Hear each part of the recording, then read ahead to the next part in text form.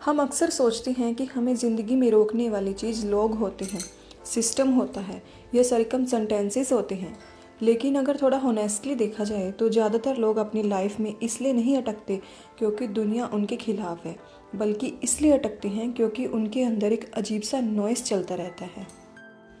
एक आवाज़ जो कहती है मुझे ऑलरेडी सब आता है, मुझे ज़्यादा मेहनत करने की ज़रूरत नहीं, मैं इनसे बेटर हूँ।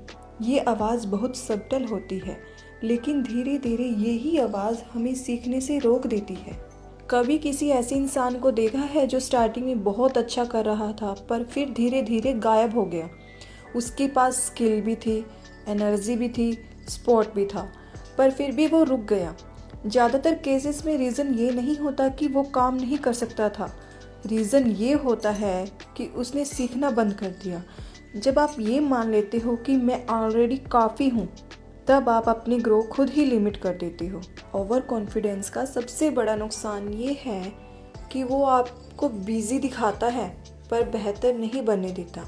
आप काम तो कर रहे होते हो पर अपने काम को सुधारने की कोशिश नहीं कर रहे होते, और फिर धीरे धीरे वही लोग आगे निकल जाते हैं जो शुरू में आपसे कम थे पर जो रोज़ सीखने के लिए रेडी थे।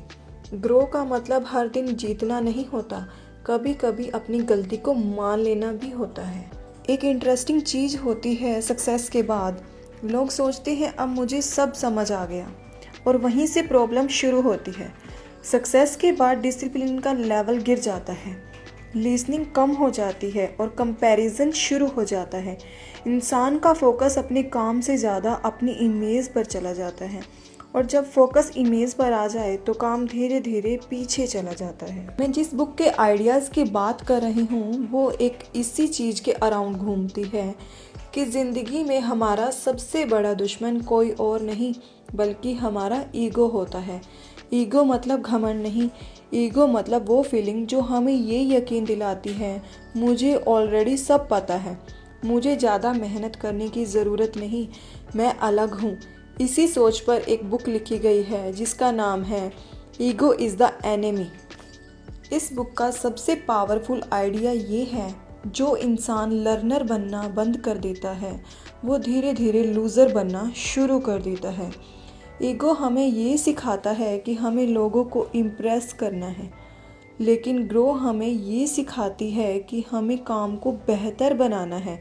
जब आप ज़्यादा बोलना कम कर देते हो, ज़्यादा सुनना शुरू कर देते हो और फीडबैक से भागना बंद कर देते हो, तब आप स्लोली अपने ईगो से ऊपर उठने लगते हो। अगर आप अपनी इमेज के बारे में ज़्यादा सोचते हो, जल्दी हर्ट हो जाते हो और हमेशा प्रूव करना चाहते हो तो ये बुक आपको अनकंफर्टेबल करेगी। पर अगर आप सीखना चाहते हो, साइलेंटली इम्प्रूव करना चाहते हो और लॉन्ग टर्म गेम खेलना चाहते हो तो ये बुक आपको बहुत ग्राउंडेड बना देगी। ज़िंदगी में सबसे डेंजरस मोमेंट वो नहीं होता जब आप फेल होते हो, सबसे डेंजरस मोमेंट वो होता है जब आप ये मान लेते हो कि अब आपको और ग्रो करने की ज़रूरत नहीं। शायद इसीलिए इस बुक का नाम भी इतना सिंपल रखा गया, ईगो इज़ द एनिमी, क्योंकि ज़्यादातर लोग दुनिया से नहीं हारते, वो अपनी ही सोच से हार जाते हैं।